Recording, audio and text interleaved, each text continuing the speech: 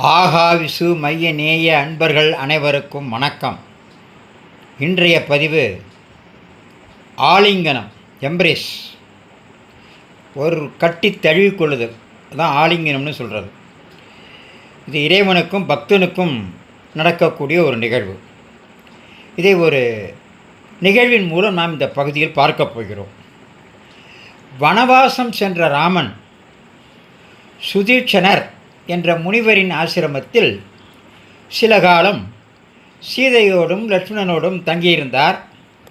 அப்போது ராமனை சந்திப்பதற்காக சில முனிவர்கள் அங்கே வந்தார்கள். அருகிலுள்ள தண்டகாரண்யம் என்னும் வனப்பகுதியில் அரக்கர்களின் நடமாட்டம் அதிகரித்து வந்தது. முனிவர்களின் வேள்விகளை தடுப்பதும் முனிவர்களை கொன்று குவிப்பதுமே அந்த அரக்கர்களோட வழக்கமாக இருந்து வந்தது.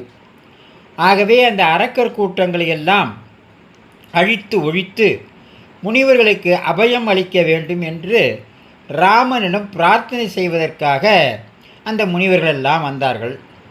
அவர்களை மதிப்போடும் மரியாதையோடும் வரவேற்ற ராமனிடம் அந்த முனிவர் கூட்டத்தின் தலைவர், ராமா, உன் எழிலில் மயங்கிய நாங்கள் உன்னை ஆலிங்கனம் செய்து கொள்ள வேண்டும் என்று விரும்பி வந்துள்ளோம் என்று கூறினார்கள்.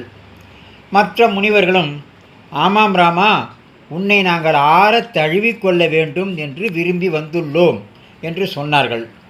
ஒரு வில், ஒரு சொல், ஒரு இல் என்ற ரீதியில் ஏகபத்தினி விரதனான ராமன், முனிவர்களே, சீதாதேவி ஒருத்திதான் என்னை ஆலிங்கனம் செய்து கொள்ள இயலும்.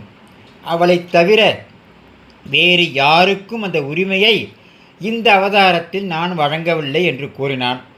அதை கேட்டு மிகவும் வருந்திய முனிவர்கள், ராமா, நாங்கள் உன்னிடம் பணமோ பொருளோ அரசோ கேட்டு வரவில்லையே. உன்மேல் உள்ள பக்தியினால் உன்னை ஆறத் தழுவுகின்ற அந்த பாக்கியத்தைத்தானே பிரார்த்தித்தோம். அதை கூட எங்களுக்கு அருள மாட்டாயா என்று கேட்டார்கள். அதற்கு ராமன், இந்த அவதாரத்தில் நான் வேறு யாரையும் தழுவிக்கொள்ள மாட்டேன் என்று சொன்னேன். எனது அடுத்த அவதாரமான கிருஷ்ணாவதாரத்தில் நீங்கள் அனைவரும் ஆயர்பாடியில் உள்ள ஆட்சிகளாக வந்து பிறப்பீர்கள். அப்போது நானே உங்களை தேடி வந்து உங்கள் ஒவ்வொருவரையும் நெஞ்சார அணைத்து கொள்வேன் என்றான். ஆக ராமன் சொன்னது ராமாவதாரத்தில் நடக்கவில்லை, கிருஷ்ணாவதாரத்தில் நடந்தது. பிறகு என்ன நடந்தது? நாளை பாகம் 2 பார்க்கலாமே.